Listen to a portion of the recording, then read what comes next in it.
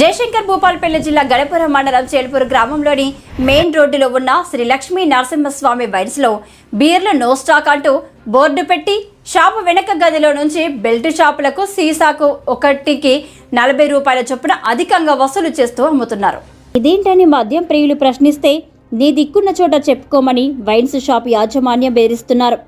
పొద్దుటి నుంచి సాయంత్రం వరకు కాయకష్టం చేసి సాయంత్రం ఓ చల్లటి బీరు తాగుదామని అనుకుంటే బీర్లు లేవని వైన్స్ యాజమాన్యం చెబుతున్నారని, గత్యంతరం లేక సీసాకు ఒక్కంటికి ఎంఆర్పి రేటు కంటే అధికంగా 60 రూపాయలు చెల్లించి బెల్ట్ షాపుల్లో తాగవలసి వస్తుందని మద్యం ప్రియులు వాపోతున్నారు.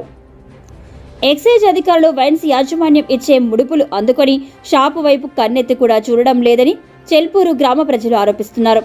వెంటనే ఎక్సైజ్ అధికారులు స్పందించి చెల్పూరులోని శ్రీ లక్ష్మీ నరసింహస్వామి వైన్స్ పై తగిన చర్య తీసుకోవాలని గ్రామస్తులు డిమాండ్ చేస్తున్నారు.